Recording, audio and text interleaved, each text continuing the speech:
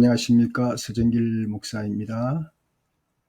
앨리스트 맥그레스가 쓴 신학이란 무엇인가? 여러분하고 나누고 있는데요. 오늘은 제 60강으로서 이것은 위클리 유니버시티 학생들을 위해서 제작을 하지만 여러분의 함께 동참을 저는 기뻐합니다. 기독교 신학 3부로 들어갔어요. 교회론이 나오고요. 교회론 중에서도 이제 개신교 초기 교회론이 등장을 합니다. 아무래도 개신교 초기 교회라 그러면 종교 개혁자들의 교회론이 되겠죠. 상당히 그 천주교 카톨릭계 교회가 왕성하고 지배되고 있었을 때에 여기에 종교개혁가들이 교회론을 세운다는 것은 그렇게 쉽지 않았던 것 같습니다. 여러 가지 어려운 과정 속에서 교회론이 시작이 되는 것입니다. 교회론의 첫 번째는 이제 제가 루터와 장칼뱅 급진종교개혁 이 세 종류를 다루는데요. 급진종교개혁은 지난 제 59강에서 제가 이미 말씀드렸고 오늘은 마르틴 루터와 장칼뱅에 대해서만 말씀드리도록 하겠습니다.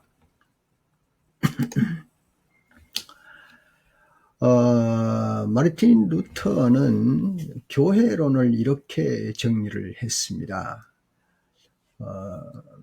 이제 하나님의 말씀이 선포되고 믿어지고 고백되고 행해지는 것을 여러분은 보거나 듣게 될 것이다. 그런데 여러분이 만약에 그것을 보고 듣게 되면은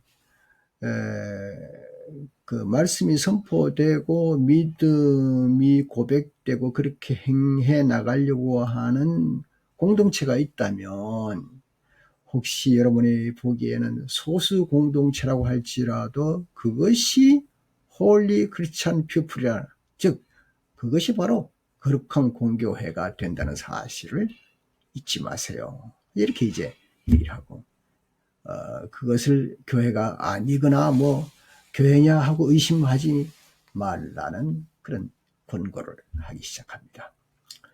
왜냐하면은 이 마르틴 루터는 이제 성경 말씀 이사야 55장 11절 말씀을 들어서 하나님의 말씀은 헛되이 돌아오지 아니한다라고 말씀했기 때문이라 그렇게 이제 주장을 하게 되었습니다.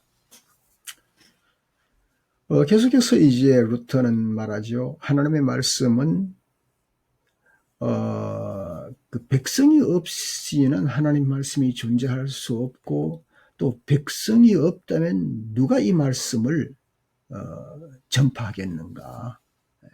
선포된 말씀이 없으면 누가 들을 수 있겠는가? 그래서 하나님의 말씀이 없다면 하나님의 백성이 무엇을 믿을 수 있겠고 말씀을 믿고 선포하는 일이 없으면 누가 들을 수 있겠는가 하는 그런 아마 전도의 본질적인 문제 같습니다만 그런 기본적인 틀을 말해 주었습니다. 그러므로 전통을 가졌거나 제도적인 연속성을 지녔다고 해서 그것이 무조건 공교회라고 말할 수는 없는 것이다. 예컨대 우리 교회는 주교가 임명한 성직자가 있다. 또 사도적인 교회와의 관계를 잇는 곳이다. 그렇게 아마 주장한다고 할지라도 만약에 그게 본질적인 복음이 빠져버린다면 그 교회를 참된 교회라고 누가 말할 수 있겠는가? 오히려 복음이 선포되고 그리고 말씀이 있고 신앙이 있다면 그것이 교회라고 할 수 있지 않는가? 그렇게 선포했습니다. 다시 말해서 인간이 세운 조직이 어떤 것이든 간에 복음의 내용에 근거하지 않으면 하나님의 교회라고 할 수 없다. 이렇게 지적을 하는 겁니다. 예. 사도적인 교회라고 만약에 주장을 한다면 사도들이 선포한 것과 동일한 복음이 선포되어야 하는 것이 교회가 돼. 그것이 교회라. 그렇게 말합니다. 사도들에게 유래되었다고 하는 그 제도 자체에 얽매여 있는 것을 어떻게 교회라고 주장할 수 있겠는가라는 그런 말을 했습니다. 예. 그 후배 중에요. 멜랑히톤이라는 후배가 있습니다. 멜랑히톤은 상당히 말틴 루터를 좋아했습니다. 같은 비덴베르크 대학에서 일했죠, 교수로. 그 멜랑히톤은 루터를 이렇게 표현했어요. 그 사람은 굳센 성격을 가지고 있고 충직한 태도요. 독창성을 가지고 있으며 영웅적인 정신을 소유한 사람이다. 이렇게 멜랑히톤이 그를 칭찬을 했습니다.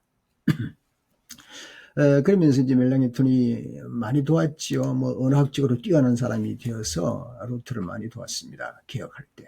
그런데 이제 이런 질문을 이제 선비한테 했어요.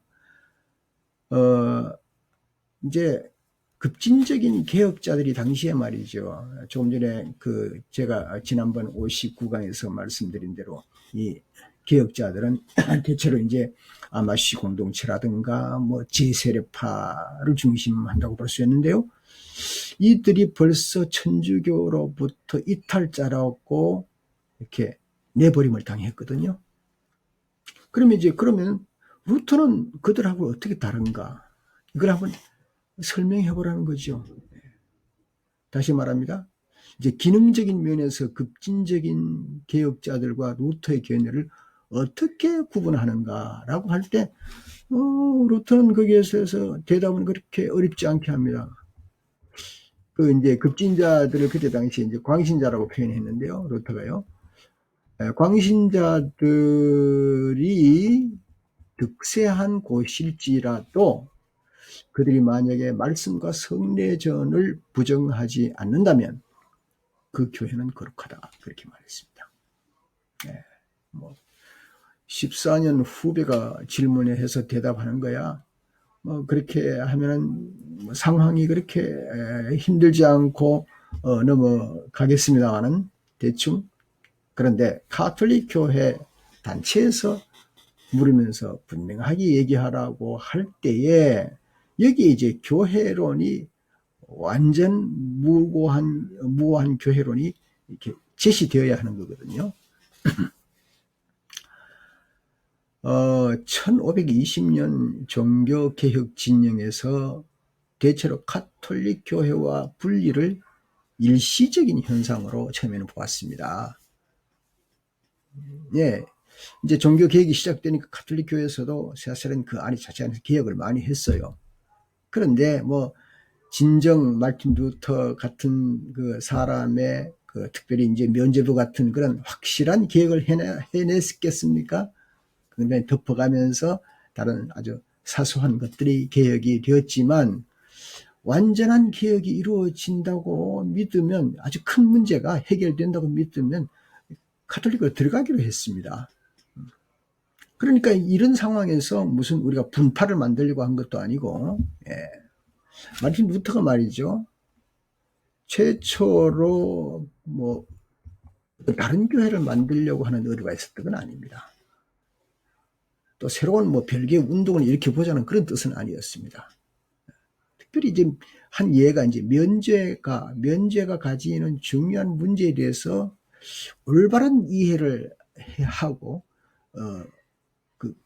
하는 그 근본 의도가 있었는데요. 그리스도의 대사전에 기록되어 있습니다. 그래서 가톨릭은 당시에 부분적으로는 개혁했지만은 전통 의식의 가지고 있는 그 형식은 결코 없애버리지를 못했지요. 그걸 없애지 못하니까 복음의 본질이 막힌 상태에서 진행을 하려고 했던 것이죠. 그래서 결국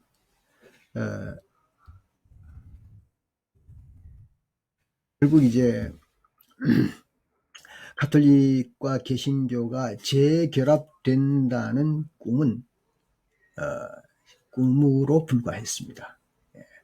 깨지게 된 거죠. 그래서 결국 카톨릭과 개신교가 이렇게 서로 이렇게 벗어나는 단계에서 개신교가 철저한 교회론을 세우는 데는 그렇게 관심을 기울이지를 못했습니다. 그러나 이게 이제 결별되면서 관심을 기울여야 할 때가 왔습니다. 그때 등장한 중요한 신학자가 있는데 여러분 아실 거예요. 예, 바로 한 20년 이후이지만 바로 장 칼뱅이 등장을 하게 됩니다.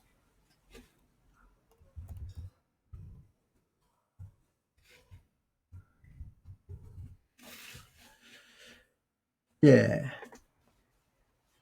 장 칼뱅은 뭐 너무나도 유명하기 때문에 특별히 장로교 교우들에게는 유명하죠. 프랑스 개혁자고 신학자고요. 루터보다 한 20년 후에 나타났고요. 보니까 그 루터를 본 적이 없어요. 서로. 그러나 서로 편지로 주고 받았다고 합니다. 나중에 그 루터와 성만찬 논쟁이 있었습니다. 성만찬에 대한 이해가 달랐습니다. 그러나 칼빈은 루터의 개혁 사상을 그대로 받아들였었습니다.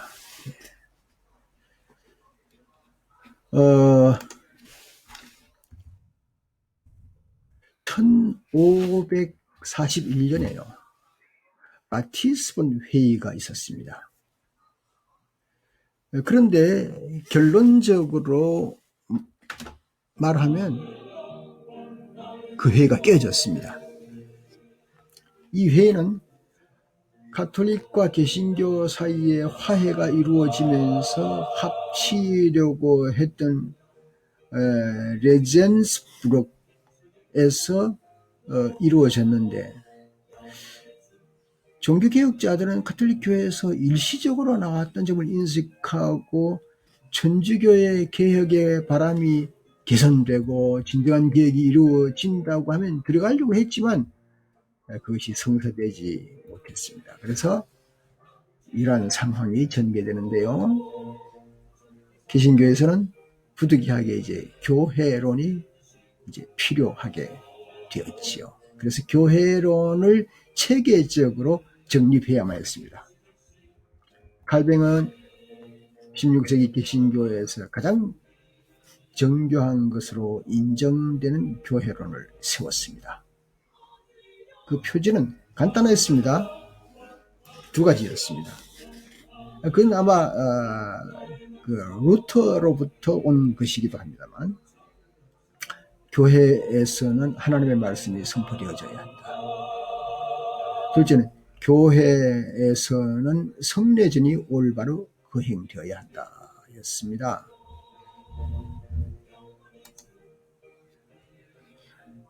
여기에 제가 바르게라고 적었는데요. 하나님의 말씀이 바르게 선포되고 성례전이 바르게 거행되어야 그것이 교회다 하는 것이 장 칼뱅의 첫 번째 교회론이었습니다. 그래서 칼뱅은 만일에 어떤 모임의 사역이 하나님 말씀을 그대로 받아서 인정하고 경영하며 또 성례전을 올바르게 거행한다면 그 모임은 마땅히 교회라고 불릴 수 있다고 했습니다. 이어서 칼뱅은 교회를 둘로 구분을 했습니다. 첫 번째가 보이는 교회요. 두 번째가 보이지 않는 교회로 구분을 했습니다. 먼저 교회는 기독교 신자들의 공동체가 가지는 가시적인 교회다. 이것은 가시적인 모임이다. 그러나 또한 교회는 이 선택받은 이들의 무리, 전 세계적으로 선택받은 무리로서 보이지 않는 교회가 있다. 그렇게 말을 하는 것이죠. 비가시적인 면에서 볼 때 선택받은 이들로 이루어진, 그러니까 이 보이지 않는 교회는 하나님만 아신다. 물론 우리가 이제 객관적으로 이제 신앙 고백을 하고 올바른 신앙 터전 위에서 신앙생활을 해나가는 사람들이 이제 열매를 맺어 나간다 그렇게 볼 수 있지만 엄중한 면에서 보면은 하나님만 아시는 교회가 바로 보이지 않는 교회가 그렇게 보는 거죠.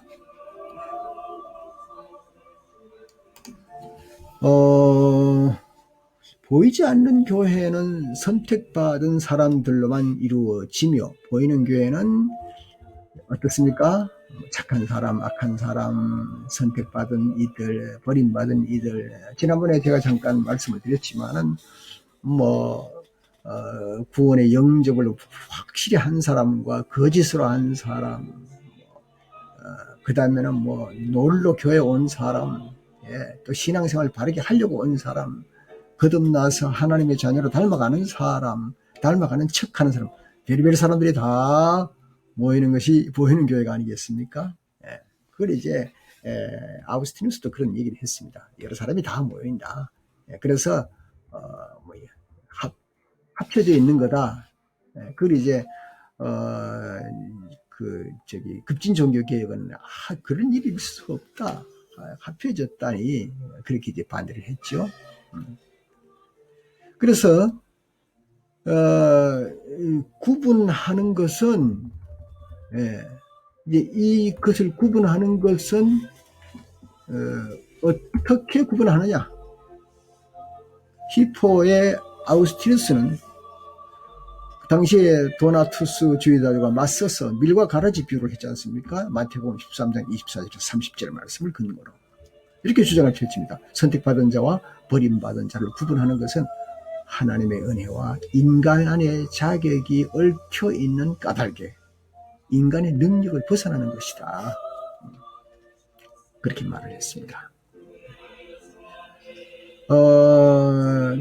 그렇다면은 질문이 있습니다. 질문은 무엇인가 하면 그렇다면 제도로서의 교회가 무엇 때문에 필요한가? 인간이 그걸 구분할 수도 없고 그렇다면 그 대답은 이러합니다. 첫째, 하나님은 성육신을 통해서 역사 과정 속에서 인간을 구속하신 것처럼 이제 구속의 목적을 이루기 위해서 이 세상에 속한 한정된 수단을 사용하신다. 따라서 교회는 비록 결함이 있을지라도 하나님의 생을 몸이며 그 안에서 알곡을 만들어내며 나아가 성화를 이루어간다. 이렇게 보는 것입니다.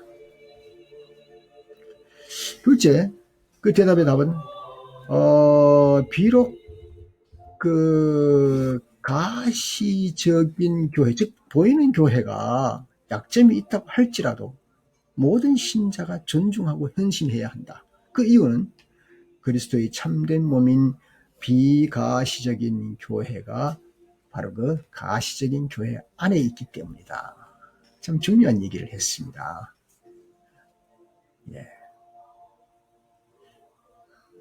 그리고 마지막으로 이제 칼뱅은 카르타고의 키프리아누스가 남긴 교회론의 공리 두 가지를 인용을 하면서 이제 제 강의가 마치는데요. 그는 이렇게 말을 했습니다. 칼뱅이요. 교회를 어머니로 섬기지 않는다면 하나님을 아버지로 모실 수 없다. 두 번째는 교회 밖에는 죄 용서도 소망도 구원도 없다. 따라서 교회의 제도는 영적 성장과 발전 위해서 꼭 필요하고 유익한 것으로 하나님께서 베푸시고 세우신 수단이다.